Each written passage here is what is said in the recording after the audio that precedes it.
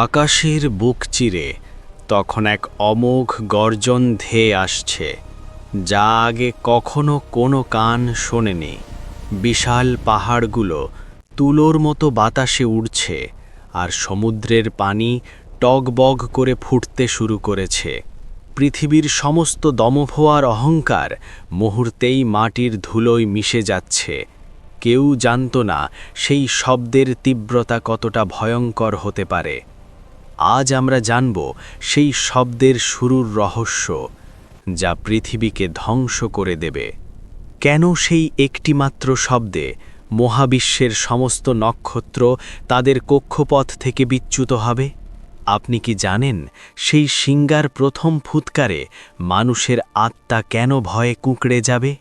ভিডিওর একদম শেষে আমরা উন্মোচন করব সেই গোপন সত্য, যা শুনলে আপনার হৃৎস্পন্দন থমকে যাবে।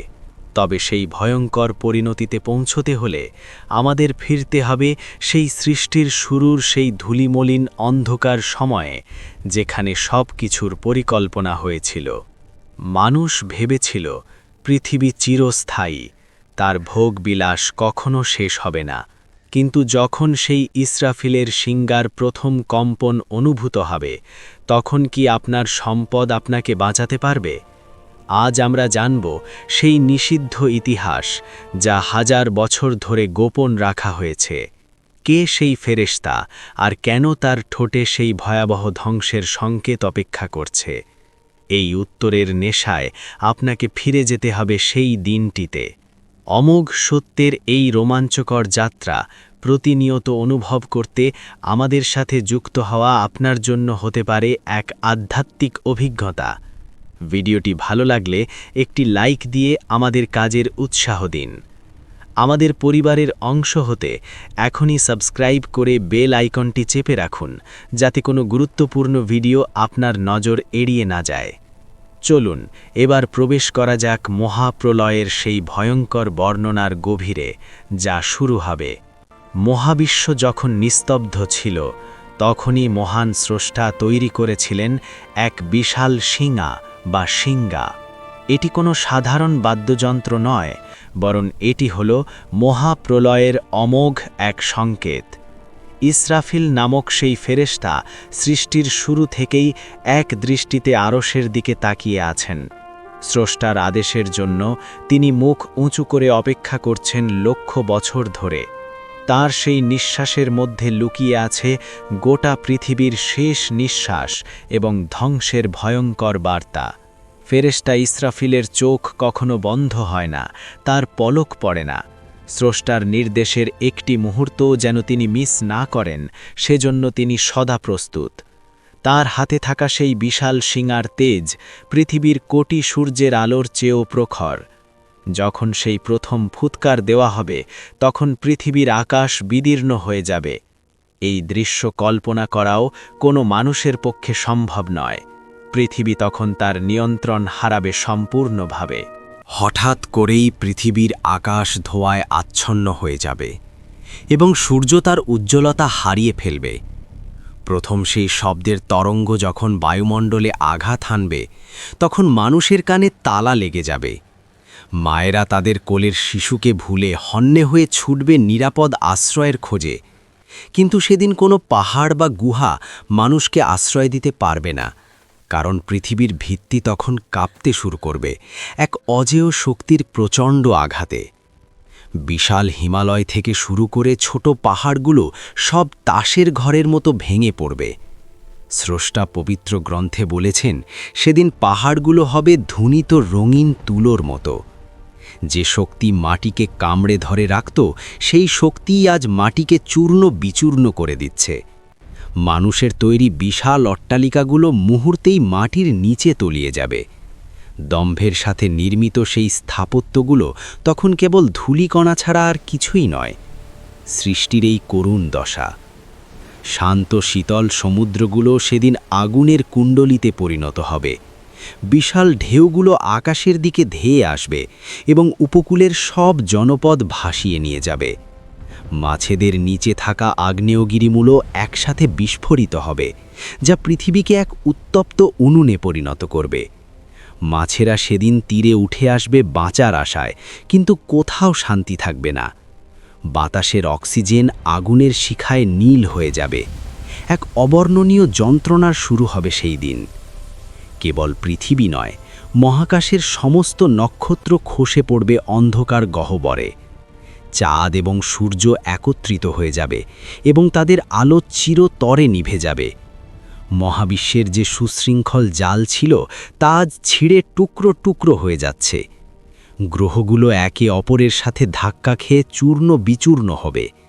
এক বিশাল মহাজাগতিক বিস্ফোরণ ঘটবে চারিদিকে। মানুষের জ্ঞান তৃষ্ণা বা বৈজ্ঞানিক উৎকর্ষ সেদিন কোনো উত্তর দিতে পারবে না। সব ধূলিসাৎ হয়ে যাবে। পাপী পুণ্যবান নির্বিশেষে সেদিন সবাই এক ভয়ঙ্কর আতঙ্কে শিহরিত হবে। কেউ কারো দিকে তাকানোর সুযোগ পাবে না। যে আত্মীয়তার বন্ধন মানুষকে আগলে রাখত সেদিন তা সম্পূর্ণ ছিন্ন হয়ে যাবে। মানুষ সেদিন নেশাগ্রস্তের মতো উদ্দেশ্যহীনভাবে ঘুরবে, যদিও তারা নেশা করেনি। আল্লাহর আযাব বা শাস্তি সেদিন হবে অত্যন্ত কঠোর এবং অমোঘ। সেই প্রথম ফুৎকারের শব্দের তীব্রতা মানুষের বিবেককে অসাড় করে দেবে। এ এক নিদারুণ দৃশ্য। ফেরাউন, নমরুদ বা কারুনের মতো যারা দম্ভ করেছিল তাদের প্রেতাত্মারা কি সেদিন কাঁদবে? আজ পৃথিবীর প্রতিটি ইঞ্চি মাটি কাঁপছে তাদের কর্মের প্রতিফল দিতে। শাশ্বত বিচারের সেই প্রথম ঘণ্টাধ্বনি বেজে উঠেছে আকাশের প্রতিটি স্তরে। মানুষের তৈরি আইন আর ক্ষমতা আজ নিভৃত হয়ে গেছে স্রষ্টার সার্বভৌমত্বের কাছে। কেউ নেই আজ রক্ষাকারী, কেবল সেই অসীম শক্তি ছাড়া। পৃথিবীর দম্ভ আজ তার নিজের সমাধিতেই শেষ হচ্ছে। প্রথম সেই শব্দের রেশ যখন শেষ হবে, তখন পৃথিবীতে আর কোনো প্রাণস্পন্দন অবশিষ্ট থাকবে না। প্রতিটি মানুষ, পশু, পাখি এবং জিন জাতি মৃত্যুর কোলে ঢলে পড়বে। পুরো পৃথিবী এক জনশূন্য বিরান ভূমিতে পরিণত হবে। এমনকি আজরাইল বা মৃত্যুর ফেরেশতা নিজেও কি তখন জীবিত থাকবেন? এই অমীমাংসিত প্রশ্নটি আমাদের ভিডিওর মোড় ঘুরিয়ে দেবে। সৃষ্টির সমাপ্তি ঘটেছে, কিন্তু দ্বিতীয় ফুৎকারের সেই ভয়ঙ্কর রহস্য কি আপনারা জানেন? প্রথম ফুৎকারের পর মহাবিশ্ব যখন সম্পূর্ণ প্রাণহীন, তখন নেমে আসবে এক গভীর এবং দীর্ঘস্থায়ী নিস্তব্ধতা। কোনো পাখির কলতান নেই, নেই কোনো মানুষের কোলাহল। এমনকি জিব্রাইল এবং ইসরাফিলও কি তখন বেঁচে থাকবেন? স্রষ্টা তখন গম্ভীর কণ্ঠে প্রশ্ন করবেন, আজ রাজত্ব কার? কোনো উত্তর দেওয়ার মতো কেউ থাকবে না। কেবল অসীম শূন্যতা বিরাজ করবে মহাকাশ আর পৃথিবীর প্রতিটি ধূলিকণায়। সেই সময়কাল বলা হয়, প্রথম ফুৎকারের পর মৃত্যুর ফেরেশতা আজরাইলও মৃত্যুর স্বাদ গ্রহণ করবেন। তিনি যখন নিজের রূহ নিজেই কবজ করবেন, তখন তার সেই হাহাকার আকাশের প্রতিটি স্তরে প্রতিধ্বনিত হবে। সৃষ্টির শুরু থেকে আজ পর্যন্ত যিনি সবার মৃত্যু নিশ্চিত করেছেন, আজ তিনিও স্রষ্টার অমোঘ বিধানে বিলীন হয়ে যাবেন। অবশিষ্ট থাকবেন কেবল সেই এক সত্তা, যার কোনো শুরু বা শেষ নেই, এক মহান একা। হাদিসের বর্ণনায় এসেছে, দুই ফুৎকারের মাঝখানে দীর্ঘ 40 বছরের একটি বিরতি থাকবে। এই সময়ে আকাশ থেকে এক বিশেষ ধরনের বৃষ্টি বর্ষিত হবে। সেই বৃষ্টির প্রতিটি ফোঁটা যখন মাটির গভীরে পৌঁছবে, তখন মানুষের হাড়গুলো আবার একত্রিত হতে শুরু করবে। ঠিক যেমন শুকনো বীজ থেকে নতুন চারা জন্মায়, তেমনি প্রতিটি মানুষ মাটির নিচে আবার তৈরি হতে থাকবে, তাদের হাসরের ময়দানের জন্য। হঠাৎ করেই ইসরাফিল আবার জেগে উঠবেন এবং দ্বিতীয়বার সেই শিঙায় ফুৎকার দেবেন। এই শব্দের তরঙ্গ হবে প্রথমটির চেয়েও তীব্র এবং জাদুকরী। মাটির নিচ থেকে কোটি কোটি মানুষ একযোগে জেগে উঠবে, যেন তারা কোনো দীর্ঘ গভীর ঘুম থেকে জেগে উঠেছে। তাদের চোখ হবে বিস্ময়ে ভরা এবং শরীর হবে ফেসলেস বা অবয়বহীন। এক অন্তহীন মানুষের মিছিল শুরু হবে হাসরের সেই বিশাল ময়দানের দিকে। মানুষ যখন কবর থেকে উঠবে, তখন তাদের কোনো বস্ত্র বা সম্পদ থাকবে না। সবাই নগ্ন পদে এবং দিশেহারা অবস্থায় দৌড়াতে থাকবে। সূর্য তখন মাথার একদম কাছে চলে আসবে, যার তাপে মানুষের মগজ টকবক করে ফুটবে। নিজের কৃতকর্মের ঘামে কেউ হাবুডুবু খাবে, আবার কেউ থাকবে আল্লাহর আরশের শীতল ছায়ায়। দম্ভের সেই সাদা মুখগুলো তখন ভয়ে কালচে হয়ে যাবে। এক নিদারুণ বিচারকাল। হাসরের ময়দানের আকাশ হবে তামাটে রঙের, এবং সেখানে কোনো পরিচিত নক্ষত্র থাকবে না। পৃথিবীটাকে বিছিয়ে দেওয়া হবে একদম সমতল করে, যেখানে কোনো পাহাড় বা গর্ত থাকবে না। মানুষের সাদা ফেসলেস মুখমণ্ডলগুলো সেদিন কেবল তাদের আমল নামার দিকেই তাকিয়ে থাকবে। কেউ কারো আপন থাকবে না। মা তার সন্তানকে চিনবে না। প্রতিটি আত্মা সেদিন কেবল নফসি নফসি বলে চিৎকার করবে। স্রষ্টার সার্বভৌমত্ব। এবার শুরু হবে সেই সূক্ষ্ম বিচার, যেখানে কারো প্রতি বিন্দুমাত্র জুলুম করা হবে না। মিজানের পাল্লায় প্রতিটি ছোট বড় নেক আমল এবং গুনাহ ওজন করা হবে। মানুষের হাত পা সেদিন সাক্ষ্য দেবে তাদের গোপন পাপের কথা। সেই সাদা ফেসলেস শরীরে তখন ফুটে উঠবে তাদের জীবনের প্রতিটি মুহূর্তের প্রতিচ্ছবি। পাল্লা যার ভারী হবে সে পাবে অনন্ত সুখের জান্নাত, আর যার হালকা হবে তার গন্তব্য হবে জাহান্নাম।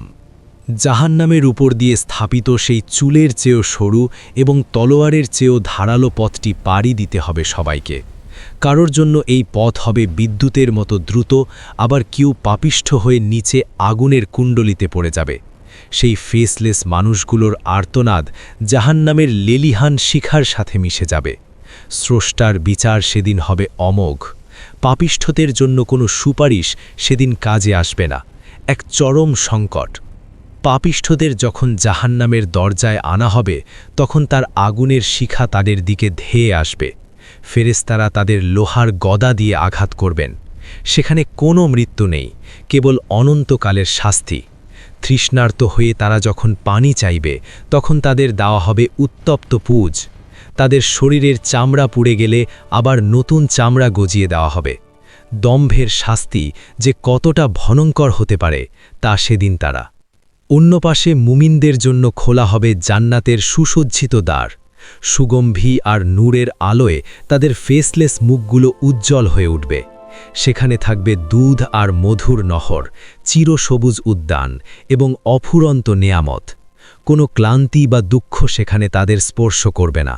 স্রষ্টা নিজে তাদের সাথে কথা বলবেন। দুনিয়ার সামান্য ত্যাগের বিনিময়ে তারা পাবে এক অবিনশ্বর সাম্রাজ্য, যেখানে আনন্দ কখনো ফুরিয়ে যাবে না। পরম প্রশান্তি।